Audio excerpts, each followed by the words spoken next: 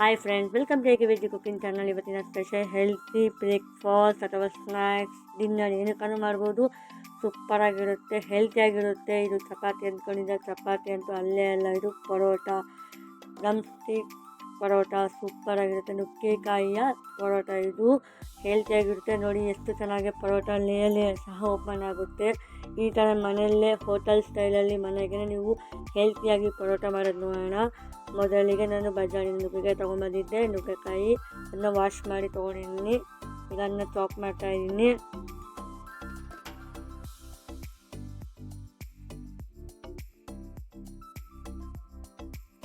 ಹೆಲ್ತಿಗೆ heavy calcium, potassium ಮತ್ತು vitamins ಉಳ್ಳ ಈ ನುಗ್ಗೆಕಾಯಿ ರೆಸಿಪಿ.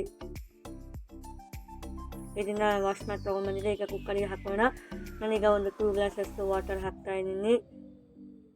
ಇದು ಪರೋಟ ಮಾಡ್ತಾ ಇದ್ದೀವಲ್ಲ, ಒಂದು 10 ಪರೋಟ ಜಾಸ್ತಿನೇ ಆಗುತ್ತೆ. ಇದು 2 ಗ್ಲಾಸ್ ವಾಟರ್ ಹಾಕ್ಕೊಂಡ್ರೆ.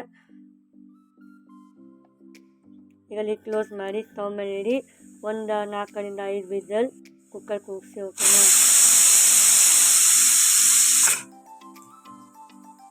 ನೆಕ್ಸ್ಟು ಅದು ಕುಕ್ಕರ್ ಆಫ್ ಆದಮೇಲೆ ಪ್ರೆಷರ್ ಮೇಲೆ ಓಪನ್ ಮಾಡ್ತಾ ಇದ್ದೀನಿ. ಈಗ ಓಪನ್ ಆಗಿದೆ ನೋಡಿ. ಇನ್ನು ಸ್ಮ್ಯಾಶರಿಂದ ಸ್ಮ್ಯಾಶ್ ಮಾಡಿ ಚೆನ್ನಾಗಿ. ಅದಾದಮೇಲೆ ತೂತಿನ ಜರಡಿ ಅಂತೀವಲ್ಲ, ಸ್ಟ್ರೈನರ್, ಆ ಸ್ಟ್ರೈನರಿಂದ ಇನ್ನು ಸ್ಟ್ರೈನ್ ಮಾಡ್ಕೊಳ್ಳಿ.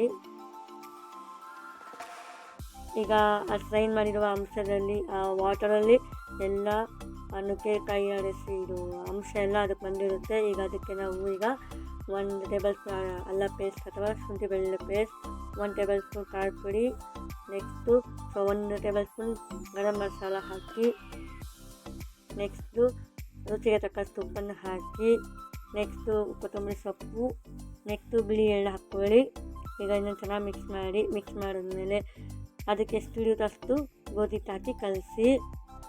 ಇದು ಮೇನ್ ಒಂದು 15 ಅಂತೂ ಆಗುತ್ತೆ. ಸಣ್ಣ ಮಾಡಿದ್ರೆ ಸ್ವಲ್ಪ ಮೀಡಿಯಮ್ ಸೈಜ್ ಅಂದರೆ 10 ಅಂತೂ ಮಿನಿಮಮ್ ಪಕ್ಕ ಆಗುತ್ತೆ. ಹೆಲ್ತಿಯಾಗೂ ಇರುತ್ತಿದ್ದು.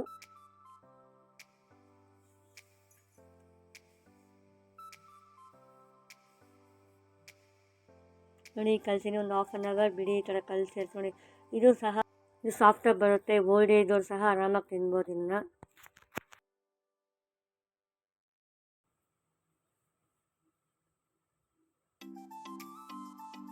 ಈಗ ಸೇಮ್ ಚಪಾತಿ ಹೆಂಗೆ ಮಾಡ್ತಾರೆ, ಫಸ್ಟ್ ಸ್ಟೆಪ್ಪಲ್ಲಿ ಚಪಾತಿ ಮಾಡೋ ಥರನೇ ಮಾಡ್ಕೊಳ್ಳಿ ಇದನ್ನು.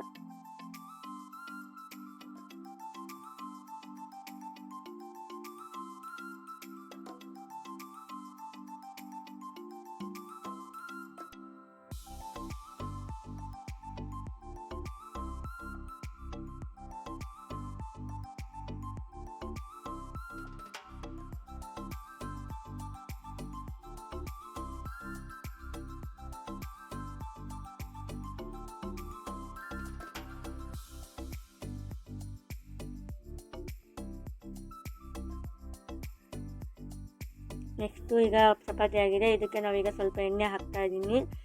ಎಲ್ಲ ಫುಲ್ ಚಪಾತಿಗೆ ಎಣ್ಣೆ ಹಚ್ಕೊಳ್ಳಿ ಫಸ್ಟಿಗೆ, ಒಂದು ಸೈಡ್ ಎಲ್ಲ.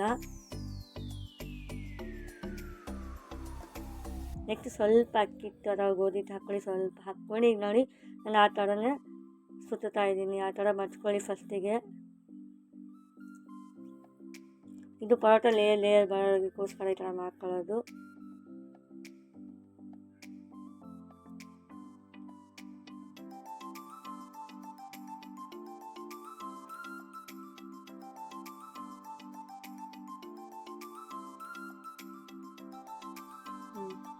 ಹೀಗಾಗಿದೆ ನೋಡಿ. ಈಗ ಈ ಥರ ಕ್ಲೋಸ್ ಮಾಡ್ಕೊಳ್ಳಿ. ಈಗ ಸೇಮ್ ಚಪಾತಿ ಆ ಥರ ಉದ್ದಿ, ಆ ಥರನೇ ಉದ್ದಿ. ಈಗ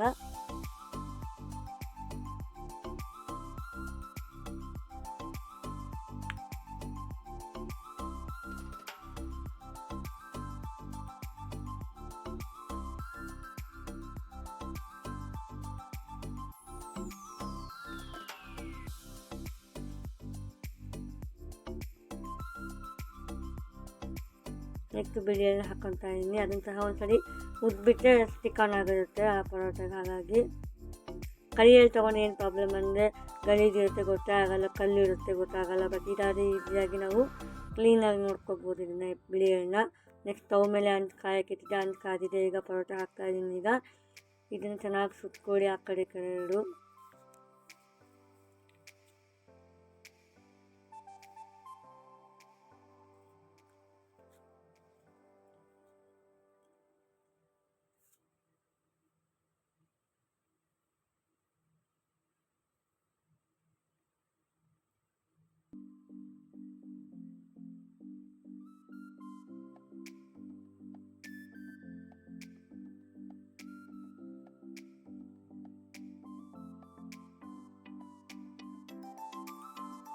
ನೋಡಿ ಎಷ್ಟು ಚೆನ್ನಾಗಿ ಕಾಣ್ತಿದೆ. ಮತ್ತು ಬಿಳಿ ಎಳ್ಳು ಹಾಕಿರ್ತೀವಲ್ಲ, ಚಟಪಟ ಚಟಪಟ ಸಿಡಿಯುತ್ತೆ, ಅದರಲ್ಲೇ ಸಹ ಫ್ರೈ ಆಗಿಬಿಡುತ್ತೆ. ಅದು ಬಿಳಿ ಎಳ್ಳು ಸಹ ಫ್ರೈ ಮಾಡಿ ಹಾಕೋ ಕೆಲಸನೂ ಇಲ್ಲ ಪರೋಟಾಗೆ. ಈ ಥರ ಹಾಕ್ಬಿಟ್ರೆ ಅದರಲ್ಲೇ ಚಟಪಟ ಅಂತ ಅದು ಸಹ ಫ್ರೈ ಆಗಿಬಿಡುತ್ತೆ.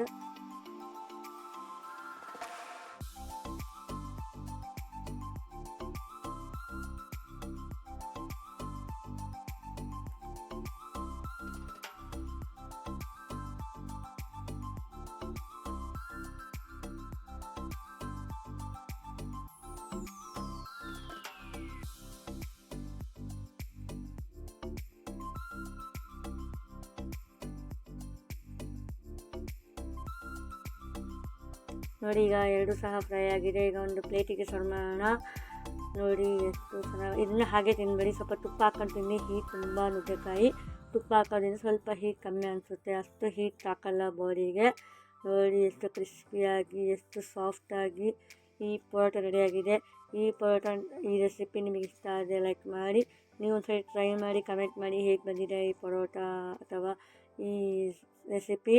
ಮತ್ತು ನಮ್ಮ ಚಾನಲ್ನ ಸಪೋರ್ಟ್ ಮಾಡಿ, ಹಾಗೆ ಸಬ್ಸ್ಕ್ರೈಬ್ ಮಾಡಿ ಅಂತ ಹೇಳಿದ್ರು. Thank you for watching this video. Thank you.